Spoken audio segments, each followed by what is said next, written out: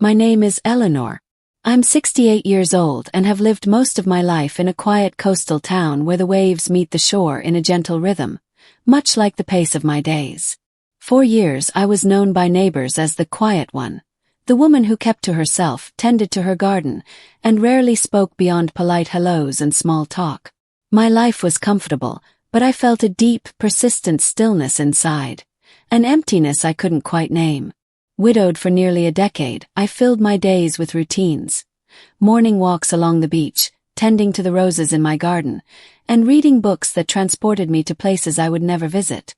My children had their own lives in distant cities, busy with families and careers. Visits were rare, though cherished. Despite this, there was an underlying loneliness I masked well, even from myself. One brisk autumn morning, as the sun cast soft amber hues over the water, I received a phone call that would quietly shift the course of my days. It was from Clara, a woman I had met once at a community event years ago. She was moving into the old cottage 2 doors down, a home long vacant since the previous owners had passed on. Clara was in her early 40s, warm and lively, with a smile that seemed to hold stories of both hardship and hope. She asked if I might lend a hand with unpacking, and something in her voice, an earnestness and vulnerability, made me say yes. It was a small invitation, but it would open a door I thought had long been closed. The day she moved in was windy and chilly, leaves swirling around our feet as we carried boxes and furniture inside. Clara spoke of her recent loss, a marriage ended and a new start forced upon her. As we worked side by side, I felt a rare kinship blooming between us, bridging the gap between our very different lives. Over the weeks, Clara and I began a gentle friendship. She would visit for tea, bringing laughter into my quiet house. I found myself sharing memories I hadn't spoken aloud in years, the long walks with my late husband, the first time my children were born, the simple joys and profound losses that shaped me. One afternoon, Clara asked if I would help her restore the garden behind her cottage. It was wild and overgrown, much like the way I felt inside. Together we pulled weeds, planted bulbs, and talked about dreams.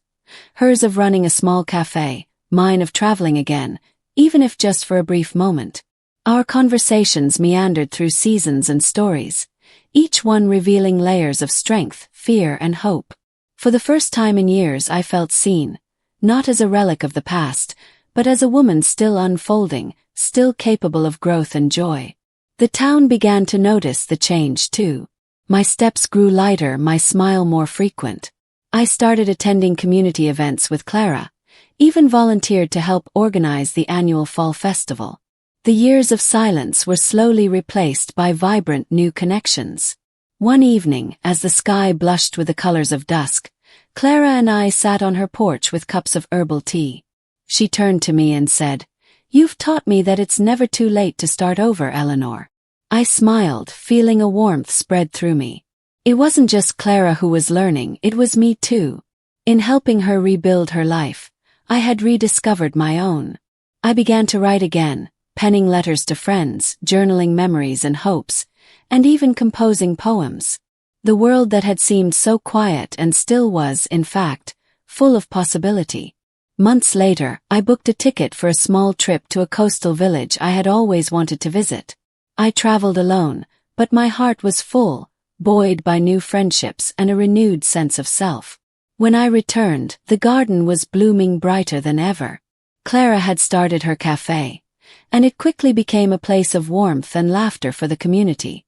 Together we had transformed not only a garden but also the narrative of what it meant to age, to change, to grow, and to live fully.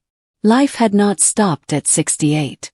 It had simply taken a different shape, one I was grateful to embrace. This is the story of how a simple act of kindness, lending a hand to a neighbor, can blossom into a journey of rediscovery, resilience, and friendship. It's a reminder that the chapters of our lives are never truly finished. There is always room for new beginnings, for hope, and for joy.